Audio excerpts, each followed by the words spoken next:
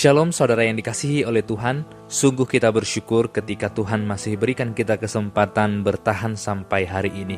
Di tengah-tengah begitu banyak hal kekacauan yang terjadi di tengah dunia, saat kita masih bisa berdiri dan menikmati hari-hari kita, bukankah ini juga sebuah anugerah yang spesial bagi kita? Bahkan ditambah lagi kita bisa mendengarkan firman Tuhan. Maka marilah kita menggunakan waktu ini untuk mendengarkannya dengan teliti, supaya kita memahami apa isi hati Tuhan, dan kita berdoa kiranya Ia menguatkan kita untuk melakukannya setiap hari. Marilah kita berdoa.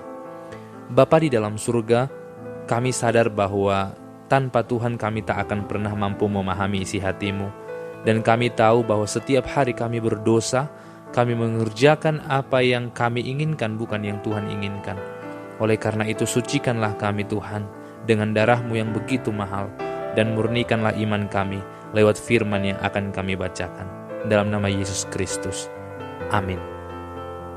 1 Petrus pasal yang pertama, ayat yang ke-14 sampai ayat yang ke-16 berkata demikian. Hiduplah sebagai anak-anak yang taat, dan jangan turuti hawa nafsu yang menguasai kamu pada waktu kebodohanmu. Tetapi hendaklah kamu menjadi kudus di dalam seluruh hidupmu, sama seperti Dia yang kudus yang telah memanggil kamu. Sebab ada tertulis, kuduslah kamu sebab aku kudus. Ketika kita menyatakan diri kita sebagai orang percaya, maka kita harus menyadari bahwa kita adalah orang-orang yang berada dalam kegelapan.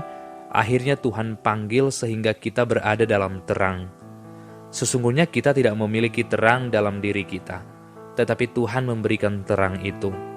Bahkan kita lebih suka kegelapan, tetapi Tuhan melalui Roh-Nya tinggal di dalam kita, sehingga kita berjuang untuk tetap keluar dari kegelapan itu dan bertahan di dalam terang Tuhan.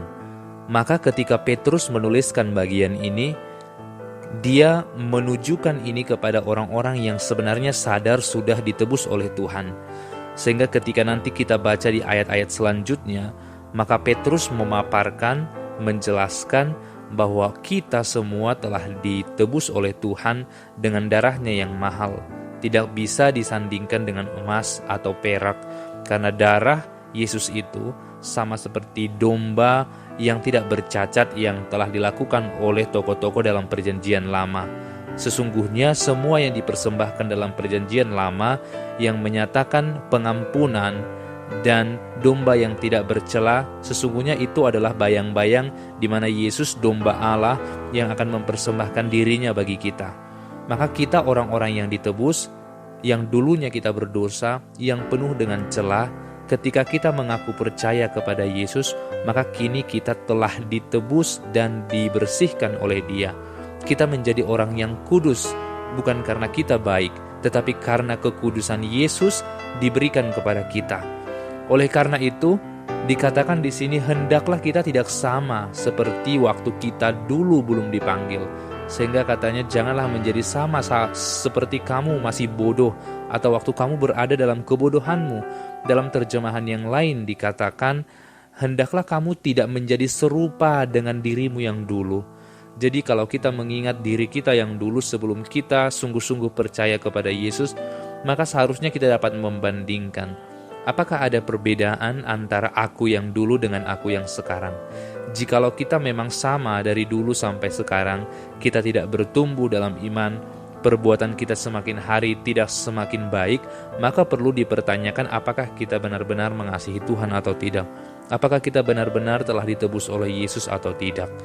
Harusnya orang yang telah dipanggil oleh Tuhan itu semakin hari hidupnya semakin diperbaiki, semakin hari hidupnya semakin suci. Bukan berarti kita tidak berdosa, tetapi semakin hari kita semakin membenci dosa. Perlahan-lahan kita meninggalkan dosa-dosa yang terus kita kerjakan. Kenapa? Karena Tuhan yang memanggil kita itu adalah Tuhan yang kudus. Tuhan yang kudus memanggil kita untuk kudus seperti Dia. Tidak mungkin Ia adalah yang kudus, mau dan rela kita terus hidup di dalam dosa. Bukankah kita dipanggil supaya kita tidak tetap dalam kegelapan? Maka saat kita sadar kita telah dipanggil, harusnya kita berjuang meminta pertolongan Tuhan. Tuhan, tolong bantu aku untuk hidup kudus seperti yang Tuhan mau. Maka ketika kita melihat Imamat 18 ayat 2-4, di sana Musa jelas menuliskan bahwa setiap orang yang percaya harusnya kudus sama seperti Allah kudus. Dan ketika kita membaca di bagian Alkitab yang lain, jelas bahwa Tuhan berkata, tidak ada seorang pun yang dapat melihat Tuhan tanpa kekudusan. Maka pastilah kita akan mati. Kita tidak akan pernah bisa melihat Tuhan jikalau hidup kita terus masih berdiam dalam dosa. Namun, jikalau kita sudah mengaku percaya kepada Yesus, kini kita sudah dikuduskan, maka mintalah pertolongan Roh Kudus untuk setiap hari kita semakin hari diperbaiki, dan sampai pada akhirnya kita bertemu dengan Yesus, kita tidak lagi bercacat dan tidak lagi bercela, karena kita sudah dimenangkan oleh kuasa Roh Kudus.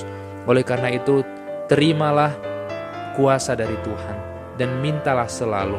Pasti Ia akan memberikan pertolongan kepada orang-orang yang mau berjuang hidup dalam kekudusan. Kita semua orang berdosa. Mungkin ada dosa orang lain yang terlihat lebih besar. Mungkin dosa kita tidak terlihat lebih besar, tetapi kita sama-sama berdosa. Dan Tuhan membenci pendosa. Maka bertobatlah, mintalah pengampunan, maka Ia akan menguduskan kita. Amin. Bapa di dalam surga, kami sadar tanpa Tuhan kami pasti akan tetap hidup di dalam dosa kami. Oleh karena itu, tolonglah kami untuk kami terus berjuang untuk hidup kudus seperti yang Tuhan inginkan. Tolonglah Bapa, terpujilah nama-Mu untuk segala sesuatu yang Yesus kerjakan bagi kami. Dalam nama Yesus, amin.